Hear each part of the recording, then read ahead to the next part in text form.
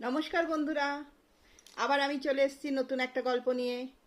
তোমরা সবাই কেমন আছো? নিশ্চয়ই ভালো আছো। আমিও ভালো আছি। তোমরা কমেন্ট করে জানাবে কারা কে কোথা থেকে দেখছো, তাহলে আমি তোমাদের সবাইকে ধন্যবাদ জানাতে পারবো নাকি। তবু আমি তো জানি না কে কতগুলো কমেন্ট করেছো। কেউ হয়তো কোনো কমেন্ট করনি, আমি দেখতে পাচ্ছি না, কোনো কিছু কমেন্টস দেখাচ্ছে না। তবুও যারা দেখছো তাদেরকে আমার অনেক অনেক ধন্যবাদ।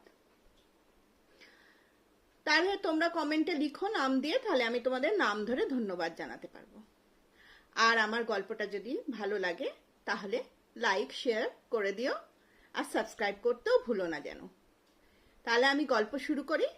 তাহলে শোনো এক বেটে দৈত্যের গল্প। দুটো পাহাড় ছিল। একটা পাহাড়ে থাকতো রাক্ষসদের রাজ্য, আর একটা পাহাড়ে ছিল দৈত্যদের রাজ্য। রাক্ষস আর দৈত্যদের মধ্যে কিছু পার্থক্য ছিল। কি বলতো, রাক্ষসরা ছিল একটু কুৎসিত দেখতে, একটু বড় সড়ো আর শক্তিশালী। আর দৈত্যরা ছিল ওদের তুলনায় ভালো দেখতে, একটু ছোটখাটো ওদের তুলনায়, আর শক্তিটা ওদের কম। তো দুই পাহাড়ে দুই দেশে ভালোই রাজ্য চলছিল। একদিন দৈত্যদের রাজ্যের দৈত্যদের রাজা অন্য কোথাও গেছিল। তখন রাক্ষসদের রাজা করলো কি, সেই খবর পেয়ে দৈত্যদের রাজ্য আক্রমণ করলো, করে অনেক কিছু নষ্ট করলো, তছনছ করে দিল। দৈত্যদের রাজা ফিরে এলো, এসে শুনলো, দেখলো, দেখে বলল কি, খুব রেগে অগ্নিশর্মা হয়ে গেল যে আমি এক্ষুনি রাক্ষসদের রাজ্য আক্রমণ করব, রাক্ষসদের হারিয়ে দেবো। তখন দৈত্যদের রাজার মহিষী বলল, পত্নী রাজরানী, যে না, তুমি এরম করো না, ওরা অনেক বেশি শক্তিশালী, তুমি হেরে যাবে। রাজা তবুও শোনে না। তখন মন্ত্রী এসে বলল, মহারাজ, এরম ভাবে তো যাওয়া ঠিক না, ওদের অনেক শক্তি, আর আমাদের তো এই দৈত্যদের রাজ্য থেকে রাক্ষসদের রাজ্যে যেতে যেতে 3 মাস সময় লেগে যাবে। এর মধ্যে খাওয়া দাওয়া না করে আপনি ক্লান্ত হয়ে পড়বেন, কি করে রাজ্য আক্রমণ করবেন?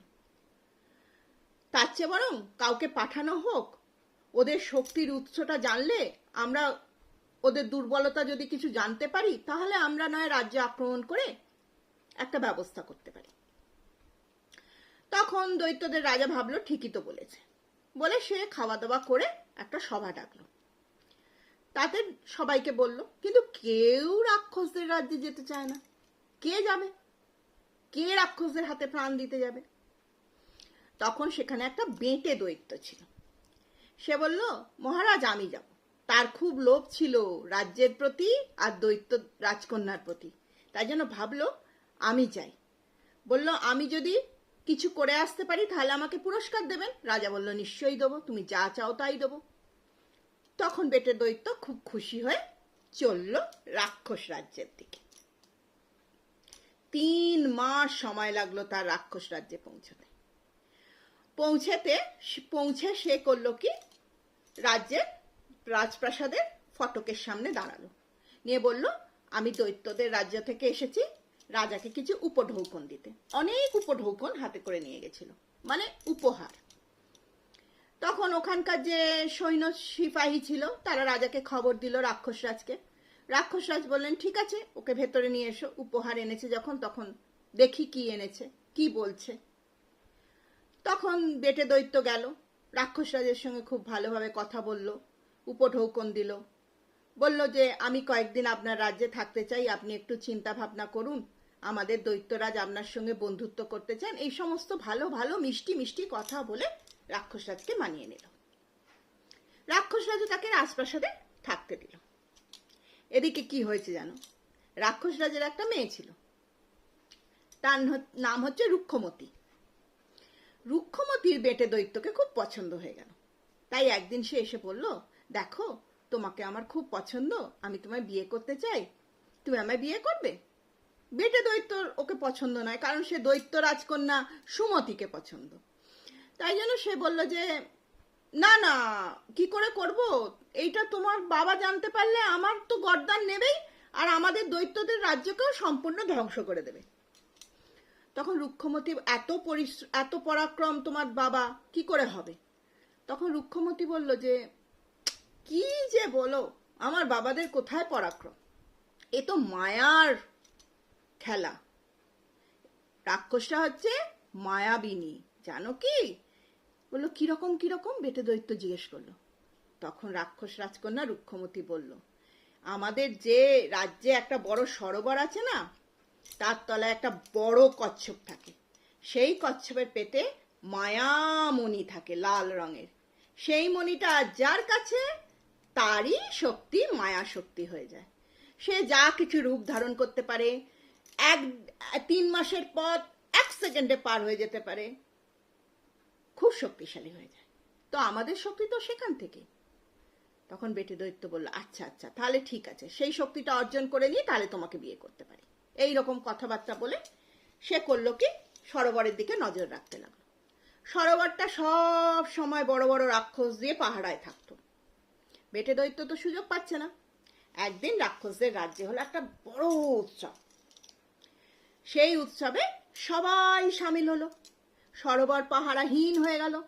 বেটে দৈত্য করলো কি, সরোবরে ডুব দিল, দিয়ে সে বিরাট কচ্ছপটাকে দেখলো, কচ্ছপটাকে মেরে ফেললো। মেরে মানিকটা নিয়ে, মায়া মানিকটা নিয়ে সে 1 নিমেষে দৈত্য রাজ্যে পৌঁছে গেল।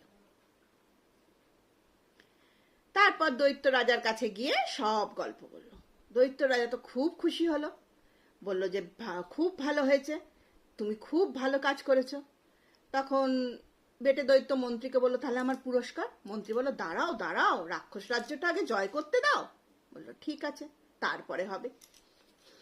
এবারে কি হলো, দৈত্য রাজা সেই মানিক নিয়ে রাক্ষস রাজ্য জয় করলো। রাক্ষসরা তো হেরে গেল, তারা তো শক্তিহীন হয়ে গেছে না, তারা ওর সাথে পারলো না।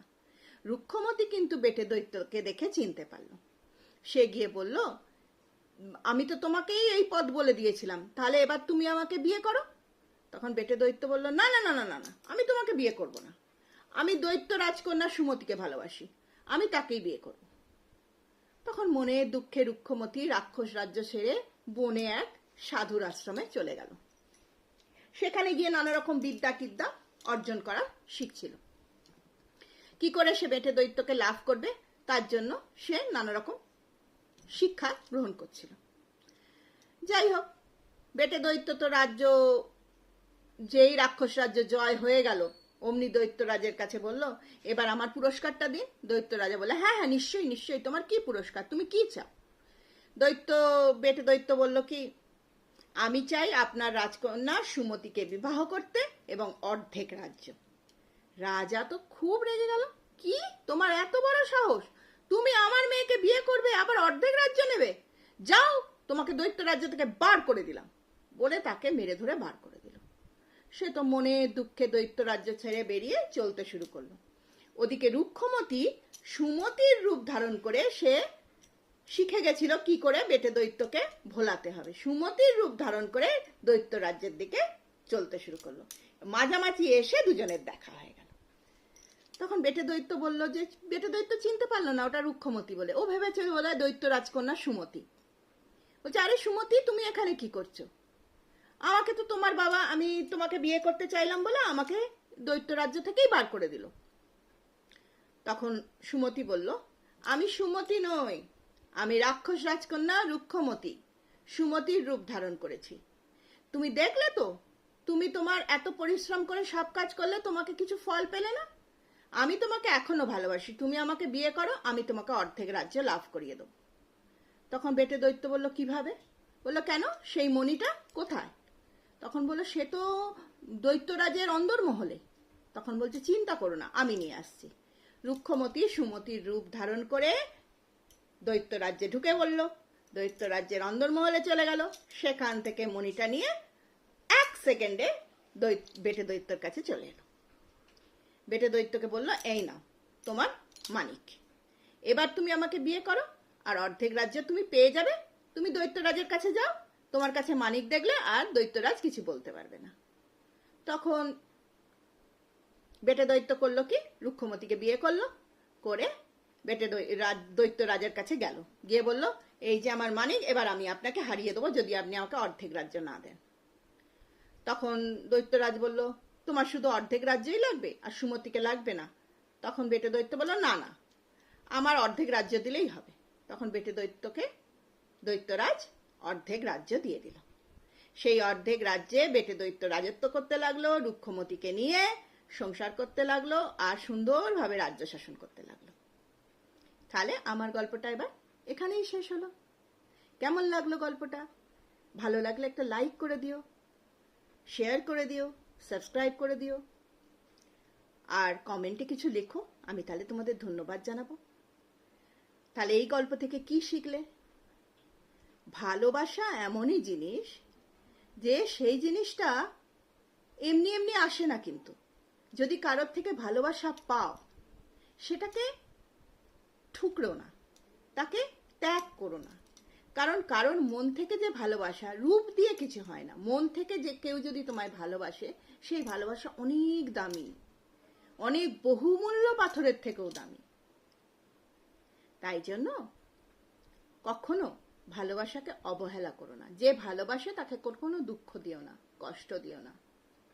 তাহলে আমি শেষ করলাম, এবার আমি আসি। টাটা।